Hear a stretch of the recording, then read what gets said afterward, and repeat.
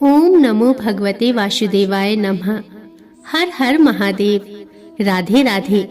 मेरी सभी माताओं बहनों और भाई बंधुओं को मेरा नमस्कार है। आप सभी का भारतीय वनिनी चैनल में स्वागत है। भक्तों, चैत्र मास के कृष्ण पक्ष की एकादशी तिथि में पड़ने वाली एकादशी को पाप मोचनी एकादशी व्रत के नाम से जाना जाता है। यह व्रत भगवान विष्णु को समर्पित है। ऐसी मान्यता है कि एकादशी का व्रत करने से व्यक्ति पर भगवान विष्णु की कृपा सदा बनी रहती है। पाप मोचनी एकादशी का व्रत भगवान विष्णु की पूजा के लिए और अपने सभी पापों से मुक्ति पाने के लिए रखा जाता है। भक्तों, ऐसी भी मान्यता है कि जो भक्त इस दिन सच्ची श्रद्धा के साथ पूजा करते हैं, उन्हें श्री हरि का पूर्ण आशीर्वाद प्राप्त होता है। साथ ही माता लक्ष्मी की भी कृपा प्राप्त होती है।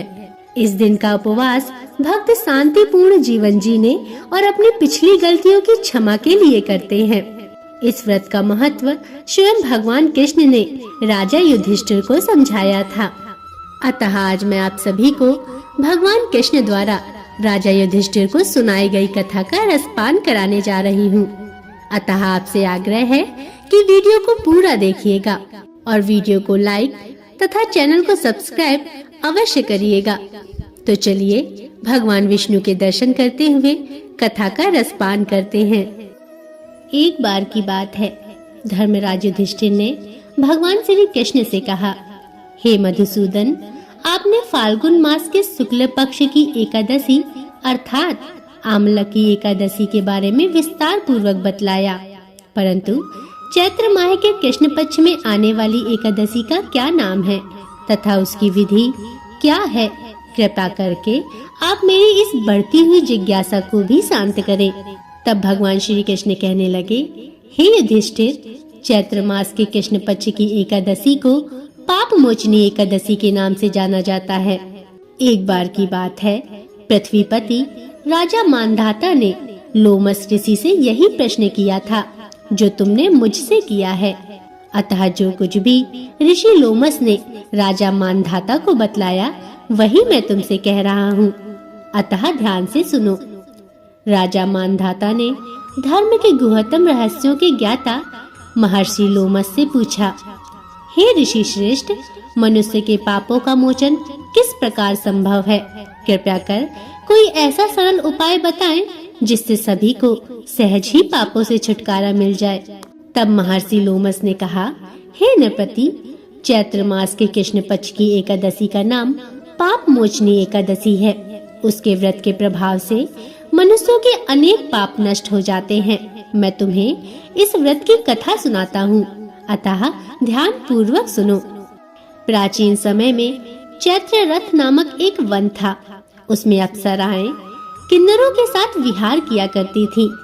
वहाँ सदैव वसंत का मौसम रहा करता था, अर्थात उस जगह सदा नाना प्रकार के पुष्प खिले रहते थे। कभी गंधर्व कन्याएं विहार किया करती थीं, तो कभी देवेंद्र अन्य देवताओं के साथ क्रीड़ा किया करते थे। उसी वन में मेधावी नाम के एक ऋषि भी तपस्या में लीन रहते थे। वे शिव भक्त थे। एक दिन की बात है, मंजू घोषा नामक एक अप्सरा ने उनको मोहित कर उनकी निकटता का लाभ उठाने की चेष्टा करी। इसलिए वह कुछ दूरी पर बैठ वीणा बजाकर मधुर स्वर में गाना गाने लगी। उसी समय शिव भक्त महर्षि मेधावी को कामदेव भी जीतने का प्रयास करने लगे। कामदेव ने उस सुंदर अप्सरा के भ्रू का धनुष बनाया, कटाक्ष को उसकी प्रत्यंचा बनाई और उसके नेत्रों को मंजू घोषा अप्सरा का सेनापति बनाया। इस तरह कामदेव अपने शत्रु भक्त को जीतने को तैयार हुए। भक्तों, उस समय महर्षि मेधावी भी युवा अवस्था में थे और काफी हष्ट पुष्ट थे। उन्होंने यज्ञोपवीत तथा दंड धारण कर रखा था। वे दूसरे कामदेव के समान प्रतीत हो रहे थे। उस मुनि को देखकर कामदेव के वश में हुई मंजू घोषा ने धीरे धीरे मधुर वाणी से वीणा पर गायन शुरू किया, तो महर्षि मेधावी भी मंजू घोषा के मधुर गाने पर तथा उसके सौंदर्य पर मोहित हो गए। वह अप्सरा मेधावी मुनि को कामदेव से पीड़ित जानकर उनसे आलिंगन करने लगी। महर्षि मेधावी उसके सौंदर्य में मोहित होकर शिव रहस्य को ही भूल गए और काम में वशीभूत होकर उसके साथ रमण करने लगे। भक्तों, काम में वशीभूत होने के कारण मुनि को उस समय दिन रात का कुछ भी ज्ञान न रहा और काफी समय तक वे रमण करते रहे। तदुपरांत मंजू घोषा उस मुनि से बोली, हे ऋषिवर, अब मुझे बहुत समय हो गया है, अतः आप मुझे स्वर्ग जाने की आज्ञा दीजिए। अप्सरा की बात सुनकर ऋषि ने कहा, हे मोहिनी, संध्या को तो आई हो, प्रातः काल होने पर चली जाना। ऋषि के ऐसे वचनों को सुनकर अप्सरा उनके साथ रमण करने लगी। इसी प्रकार दोनों ने साथ साथ बहुत समय बिताया। मंजू घोषा ने एक दिन ऋषि से कहा, हे विप्र, अब आप मुझे स्वर्ग जाने की आज्ञा दीजिए। मुनि ने इस बार भी वही कहा, हे रूपसी, अभी ज्यादा समय व्यतीत नहीं हुआ है, कुछ समय और ठहरो। मुनि की बात सुनकर अप्सरा ने कहा, हे ऋषिवर, आपकी रात तो बहुत लंबी है, आप स्वयं ही सोचिए कि मुझे आपके पास आए कितना समय हो गया, अब और ज्यादा समय तक ठहरना क्या उचित है? अप्सरा की बात सुन मुनि को समय का बोध हुआ और वह गंभीरता पूर्वक विचार करने लगे। तब उन्हें समय का ज्ञान हुआ कि उन्हें रमण करते हुए 57 वर्ष बीत चुके हैं। तो अप्सरा को वह काल का रूप समझने लगे। इतना ज्यादा समय भोग विलास में व्यर्थ चला जाने पर उन्हें बड़ा क्रोध आया। अब वह भयंकर क्रोध में जलते हुए उस तप नाश करने वाली अप्सरा की तरफ भ्रकुटी तान कर देखने लगे। क्रोध से उनके अधर कांपने लगे और इंद्रियां बेकाबू होने लगी। क्रोध से थरथराते स्वर में मुनि ने उस अप्सरा से कहा, मेरे तप को नष्ट करने वाली हे दुष्टा, तू महापापिन और बहुत ही दुराचारणी है, तुझ पर धिक्कार है। अब तू मेरे श्राप से पिशाचनी बन जा। मुनि के क्रोध युक्त श्राप से वह अप्सरा पिशाचनी बन गई। यह देख वह व्यथित होकर बोली, हे ऋषिवर, अब मुझ पर क्रोध त्याग कर प्रसन्न होइए और कृपा करके बताइए कि इस शाप का निवारण किस प्रकार होगा। विद्वानों ने कहा है, साधुओं की संगत अच्छा फल देने वाली होती है और आपके साथ तो मेरे बहुत वर्ष व्यतीत हुए हैं, अतः अब आप मुझ पर प्रसन्न हो जाइए, अन्यथा लोग कहेंगे कि एक पुण्य आत्मा के साथ रहने पर मंजू घोषा को पिशाचनी बनना पड़ा। मंजू घोषा की बात सुनकर मुनि को अपने क्रोध पर अत्यंत ग्लानि हुई, साथ ही अपनी अपकीर्ति का भी भय हुआ।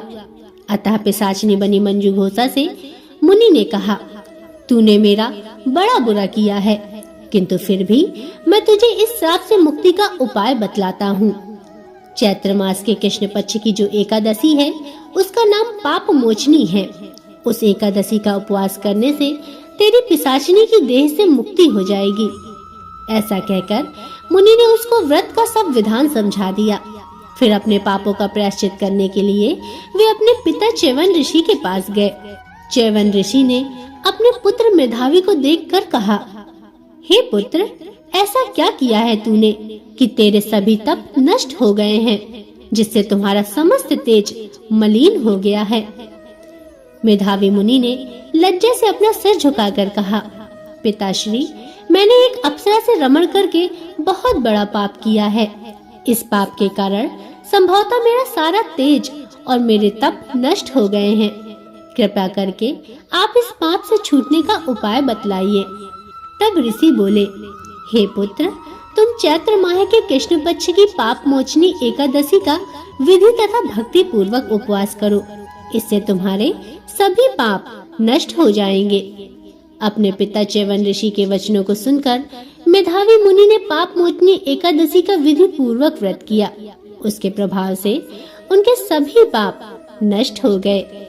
मंजू घोषा अप्सरा भी पाप मोचनी एकादशी का उपवास करने से पिशाचनी की देह से छूट गई और पुनः अपना सुंदर रूप धारण कर स्वर्ग लोक को चली गई। लोमस मुनि कहते हैं, हे राजन, इस पाप मोचनी एकादशी के प्रभाव से समस्त पाप नष्ट हो जाते हैं। इस एकादशी की कथा के श्रवण व पठन से 1000 गौदान करने का फल प्राप्त होता है।